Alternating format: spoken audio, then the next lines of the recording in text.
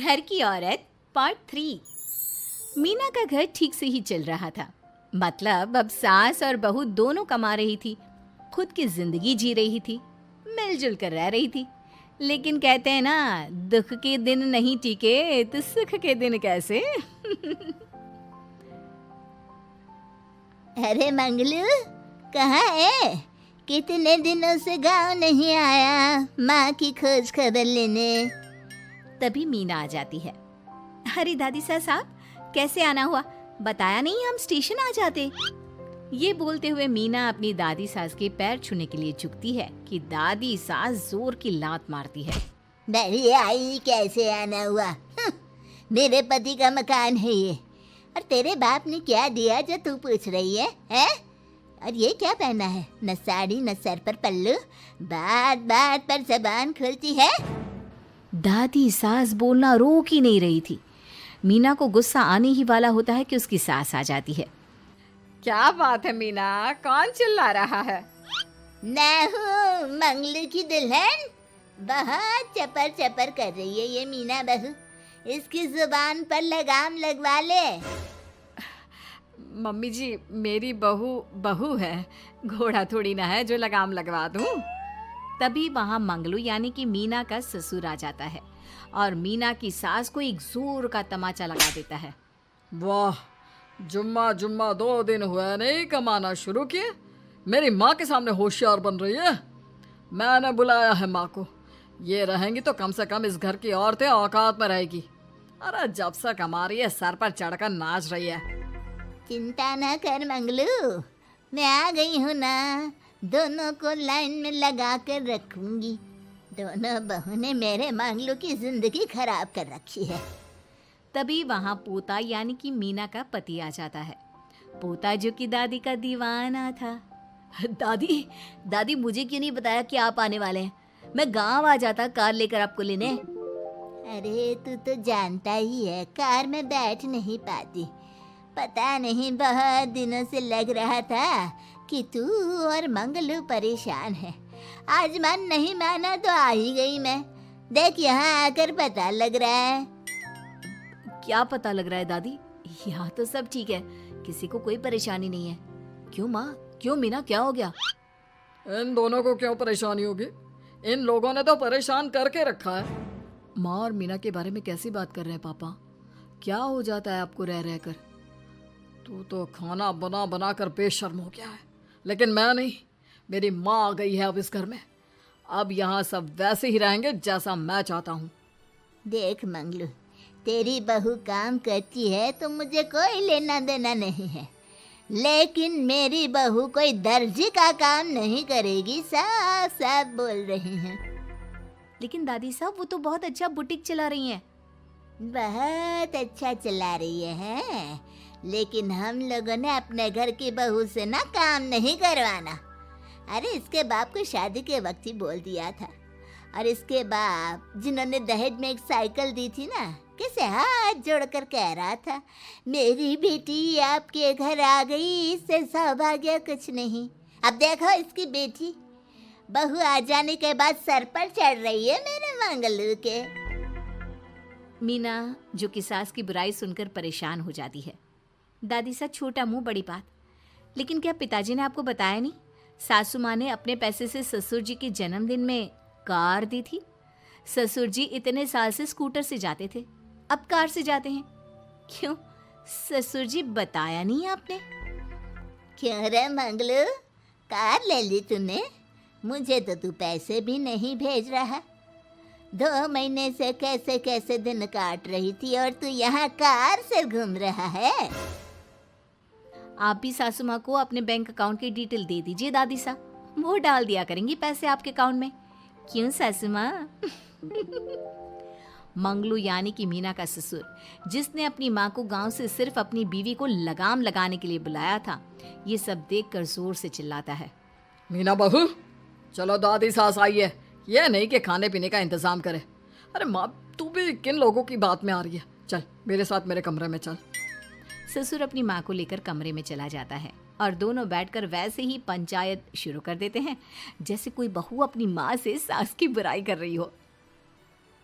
देख मंगलू, गलती तो तेरी ही है जो तूने घर की जनानियों को काम के लिए बाहर निकाला।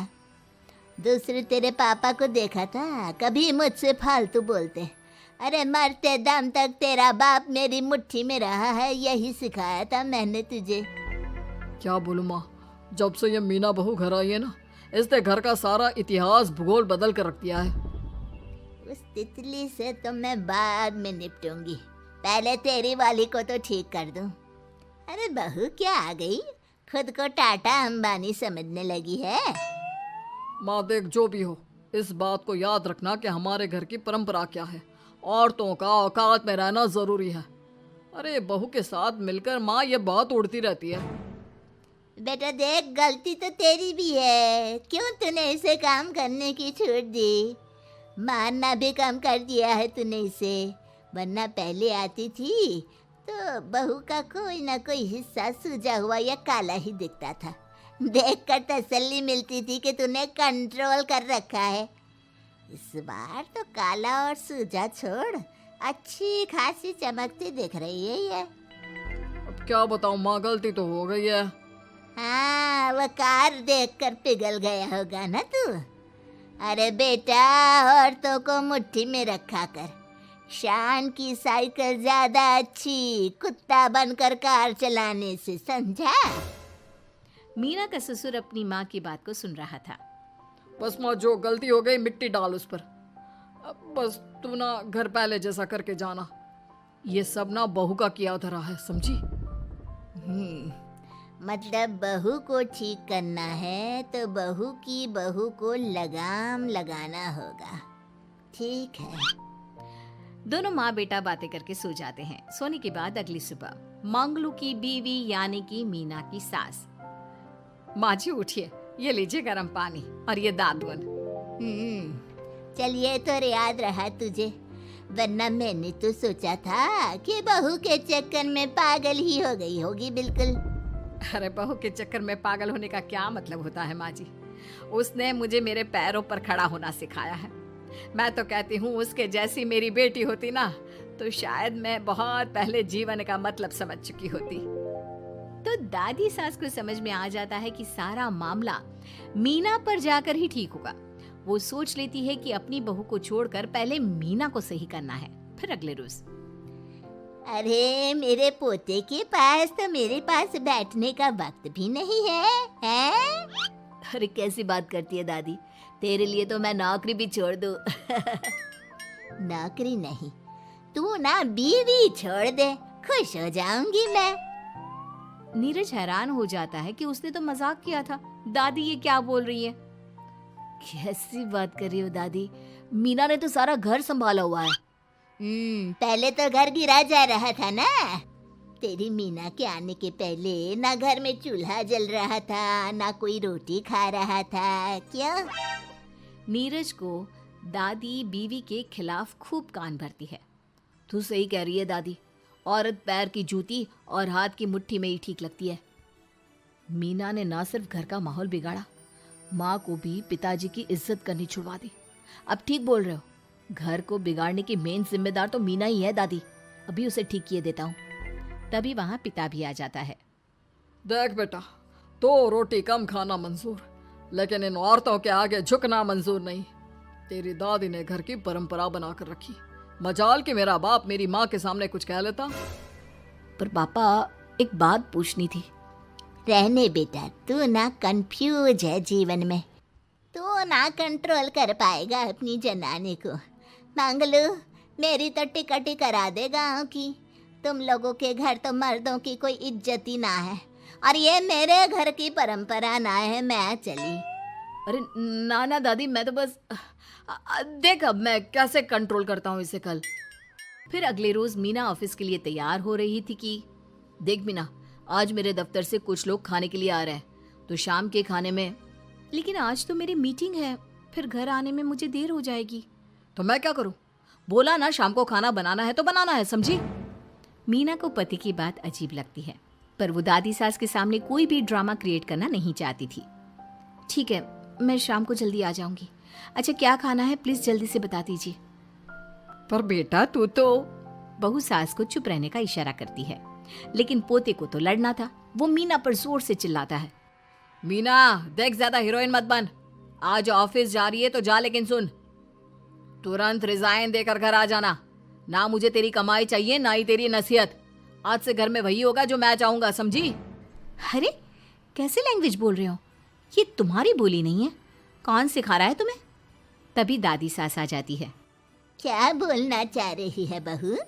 मैं मुन्ने के कान भर रही हूँ, हैं? हाँ, मुझे तो यही लग रहा है, वरना हम लोगों का घर अच्छे से चल रहा था। सभी मिलजुल कर एक दूसरे को इज्जत देकर रह रहे थे। लेकिन अब तभी मीना को उसका पति जोर से डांटता है। सास बेटी बहू की लड़ाई को बर्दाश्त नहीं कर पाती। देख नीरज, बहू को डांटना या फिर बहू के साथ गलत व्यवहार, ये सब मुझसे बर्दाश्त नहीं होगा। वाह रे वाह, सारी जिंदगी जो पति की डांट और मार खाती रही, अब बहू को थोड़ी सी डांट क्या पड़ी, गुस्सा आ गया। हाँ माँ, क्या हो गया?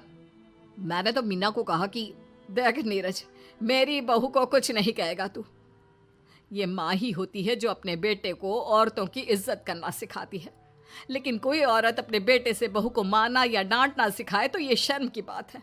मैं नहीं चाहती कि तू औरतों की इज्जत ना करे, जबकि मैं खुद एक औरत हूँ। दादी सास बहू की बात सुनकर शर्म से सर नीचे कर लेती है। सच कहा सासू माँ, एक रानी ही अपने बेटे को राजकुमार की तरह पालती है, जो दूसरी औरतों का सम्मान करे। काश दादी सास भी पिताजी को अच्छे संस्कार दे पाती। मीना की बात सुनकर दादी सास उन लोगों से माफी मांगती है। मैं समझ गई बहू, औरतों की बेइज्जती करने को घर की परंपरा समझती थी, झूठी शान समझती थी। वो सब गलत है। औरतों की इज्जत से घर में माँ लक्ष्मी और सरस्वती का वास होता है। मुझे माफ कर दो।